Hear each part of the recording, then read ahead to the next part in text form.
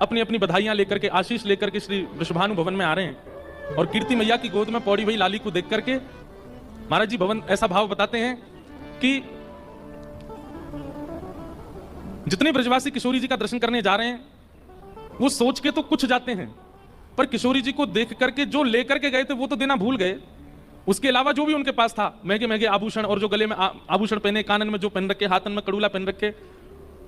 एक स्वभाव होता है मानव का कि वो बहुमूल्य वस्तु खुद धारण करता है, पर दूसरों को देने की बारी आती है तो सामान्य वस्तु लेके जाता है, दूसरों को देने के लिए सामान्य भाव लेके जाता है, लेकिन खुद आप धारण करने के लिए बहुमूल्य वस्तु लेता है।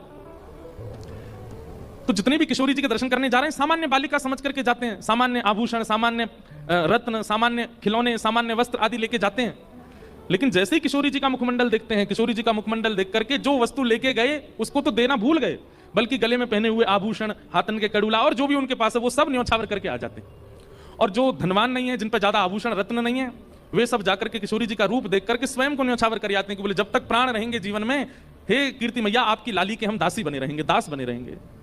ऐसा मुखमंडल है, ऐसी किशोरी जी की रूप माधुरी है। कल महाराज जी यहां दधिकाना कर रहे थे, हम सब लोग उत्सव मना रहे थे। एक जगह महाराज जी वर्णन है कि श्री वृषभानु जी ने जब किशोरी जी प्रगटी तो कैसा दधिकाना किया। तो कहते हैं कि ब्रजवासियों ने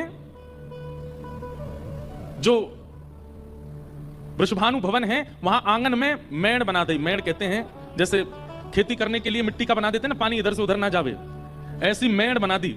और इतनी ऊंची ऊंची मेड़ बनाई कि जब दही, दूध, घी, केसर, हल्दी को जल ये सब जब लुटाए जा रहे थे तो कमर कमर तक सब उस दही, दूध आदि के उसमें गोते खा रहे थे, आनंद कर रहे थे, मानो जैसे क्षीर सागर प्रकट हो गया हो बरसाने में।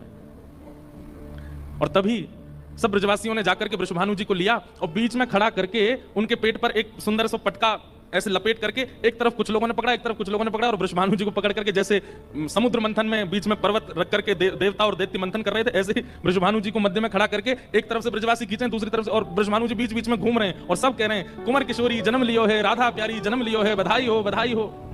और वृषभानु जी के चित्त में ऐसा प्रेम प्रकट हो रहा है। हमारे वृंदावन के रसिक जन वर्णन करते हैं कि भाई शीर के बीच में, उस सुंदर दधी के बीच में वृषभानु जी मानो पर्वत बने हैं, और ये सब ब्रजवासी मंथन करता देवता बने हैं। और मंथन करके श्री वृषभानु जी के चित्त से प्रेम प्रकट कर रहे हैं, आह्लाद प्रकट कर रहे हैं, आनंद प्रकट कर रहे हैं, उमंग प्रकट कर रहे हैं। और वह सब प्रकट करके श्री वृषभानु जी रत्न, जवाहरात और जो जो उनकी आंखों के आगे आता है सब लुटा रहे हैं ब्रजवासी। अद्भुत आनंद हो रहा है। आहा, इतने में ही महाराज जी एक पद लिखा आज हमने,